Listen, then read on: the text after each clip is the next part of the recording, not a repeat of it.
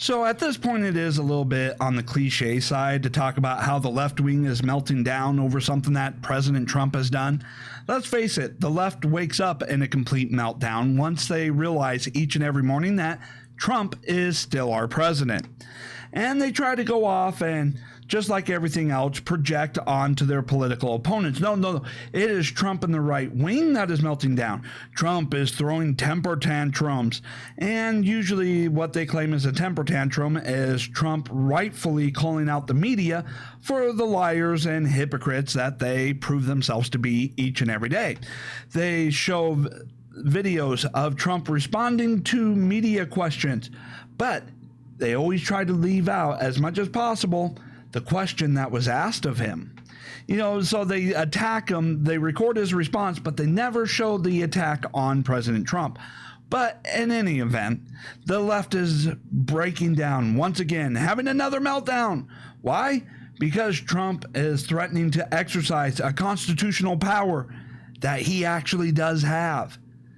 And this is interesting when this was first announced here that Trump may adjourn Congress, because they're going, well, how can you constitutionalists actually agree or support Trump adjourning Congress or claiming that he has the power to adjourn Congress? Well, because as constitutionalists, we believe in the Constitution, and therefore if it's in the Constitution, then yes, he can do it. And for those of you who are a little confused, I got a copy of the Constitution right here. And what does it see?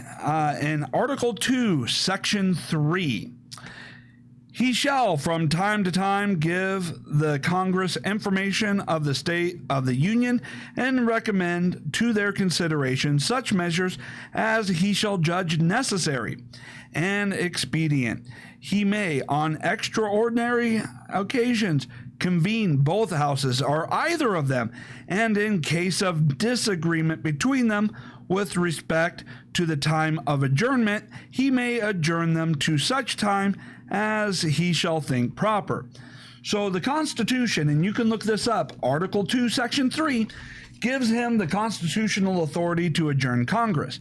Now, Congress tries to play this political game whereby they adjourn, but they don't make it official. They're just out of town during a normal recess or time of adjournment. They're out of town. Nobody's at the Capitol. There's no hearings. There's nothing being debated. There's no business being done whatsoever. Not a single one of them are in town. But they declare that they're not officially adjourned. And all of this is designed to block recess appointments, which, by the way, doesn't really work. A president can see that they are out of town, no business is being done, and they don't plan to reconvene until several weeks to a month later. By all definitions, they are already adjourned. So the president doesn't even need to exercise the constitutional authority to adjourn Congress. They're already adjourned. Whether or not they want to make it official with a vote doesn't matter. They're not there. They're gone. In all sense of the word, they are adjourned. Now, President Trump should go ahead and appoint recess appointments during this time, especially since the Democrats have been blocking appointments such that from the time he took office, it would take him 6 years to fill all the vacancies within the government, which is interesting because they want to say, why didn't the Trump administration be able to predict everything that was going to happen with the Rona? And why isn't his administration fully staffed? It must be Trump's fault. No, it's because you guys have been blocking his nominees from Senate confirmation, slow walking them to such a degree that it would take 6 years to fill it. But as we go through here, CNN talks about Trump threatens to invoke never used constitutional authority to adjourn Congress and push nominees through. So it's interesting that after several days, even CNN had to look at the Constitution and go, oh, it is in there. He can do this. So President Donald Trump threatened Wednesday to apply a never-used provision of the U.S. Constitution to allow him to adjourn the U.S. Congress and push through as many of his nominees who technically require Senate confirmation The move came days after he claimed to have total authority over the states before backing down.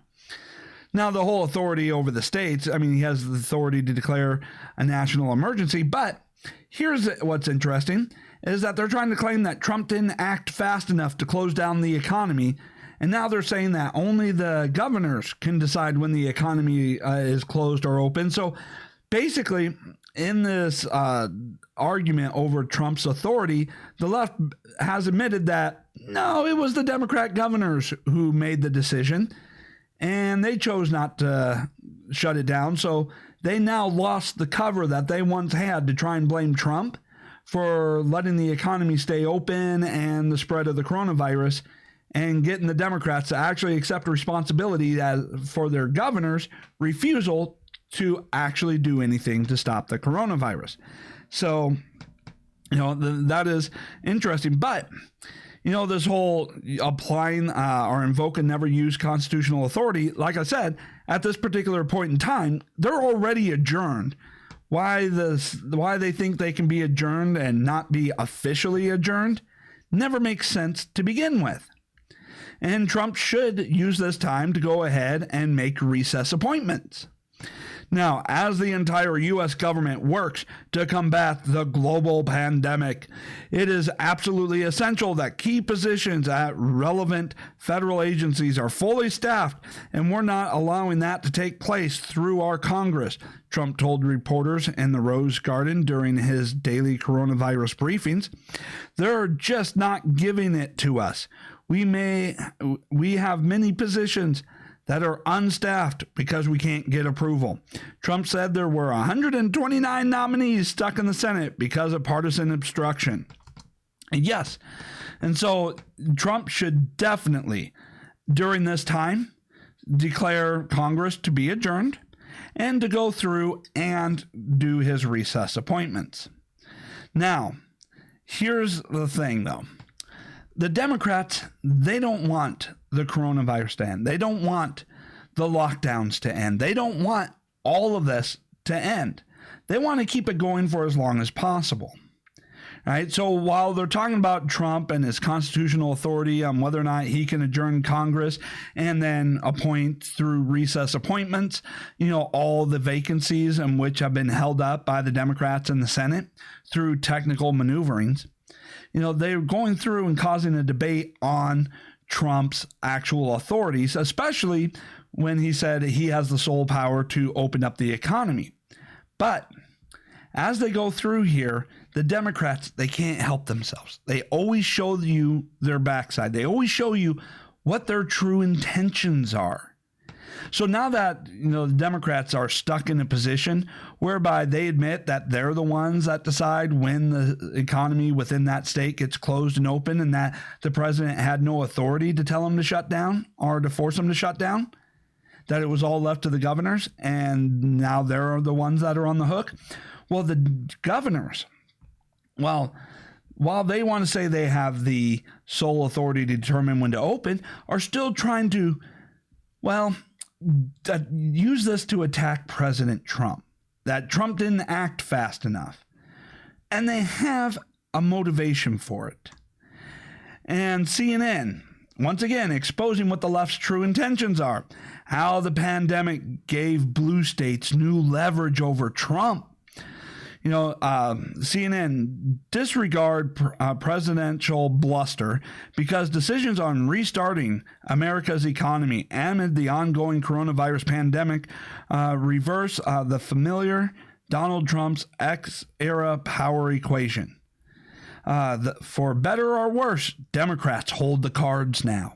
See, they want to go through and blame President Trump, and yet claim that the Democrats still had all the authority to determine when to shut everything down and what measures to actually take. But it's still somehow President Trump's fault. Now, it goes on to read, the Constitution obliviates Trump's empty boast last week of total power to end the coronavirus shutdown. It's the states and cities that issued shutdown orders that hold powers to undo them. Now, it goes on through this, but basically what this all comes down to is the Democrats realize that, well, since it's the state governors that decide when to shut things down and when to open them back up for the states, and not realizing that making that argument makes it so that they're the ones who are actually responsible, not Trump. It also goes off to expose that they have a motivation to keep things shut down. Because as long as they keep things shut down, what happens? They inflict economic pain and suffering on people. And then they can go off and say, hey, because of this, we can't open things up. We need government money. Oh, yes, we need stimulus checks. We need UBI. We need to get people hooked on receiving a government check, something that is still a bit of a stigma in 2020, despite the Democrats' best efforts. And so they're trying to get everybody hooked on this. This means that the Democrats in blue states have an incentive to keep everything shut down. And you can see them going through with this power brokerage, because as things are shut down, and if they can try and blame President Trump, it puts President Trump into a bit of a situation here where they think that they can get Trump to back down, roll over, and agree to implement the Democrats' socialist utopia. And that if he doesn't do so, well, they're going to keep their state shut down, and then they're going to blame President Trump for it. You get what the con here is from the Democrats, and how they believe that this is not only the best way to implement their socialism, but how they believe this gives them all the power and leverage with which to do so. See, what is best for you and your family doesn't enter into the equation here. At least not by the Democrats. And the Democrats are using any flimsy excuse that they can think of in order to prolong the shutdowns, such as, the governor, Whitmer, bashes protesters, say lockdown could be extended because of irresponsible behavior. See, lockdown could be extended now. Why? Because people of her state dared to protest her. Even though they did so in a fairly considerate manner that observed social distancing. But because they did so, now she has an excuse to keep her economy shut down, to implement financial harm on her people, and try and blame the people for it. And then demand that Trump provide government checks to everyone to help out. By the time the Democrats say it's okay to lift these social distancing guidelines and reopen the economy, people will be used to government checks. And that's really a lot of what's going on right now with all the overhype. Look, it is serious. It is more deadly than the flu. We just don't know how deadly it actually is, because in order to determine that, you need a numerator and a denominator. We don't have either. We don't know how many people actually died of the coronavirus because, well, the left has been inflating deaths, saying anybody who died for any reason, if they tested positive for the coronavirus, boom, we're going to add it to the death certificates. Oh, and even better, we're not even going to test them. If we even suspect they could have had the virus, then we'll add that to the count. But we also don't know how many people have actually been infected. An antibody test, initial results show that it might be 5 to 6 times more than what we have in confirmed cases, which drops down the death rates quite a bit. And so the Democrats are doing everything that they can in order to keep us from getting realistic data and information so that they can exercise their authority to keep everything shut down within their state, overextend their authority or go above what their authority actually gives them in issuing stay-at-home orders, trying to fine people for just going outside, fining people for exercising their constitutional rights, and using any exercising of constitutional rights as an excuse to keep things shut down even longer. Why? It's all about a power play. It's all about being able to get people used to the idea of socialism. And that's where we're at right now. That is where we're at this particular point in time. So what do? If the Democrats are now saying that they control whether or not the economies in their state open up, well, what do?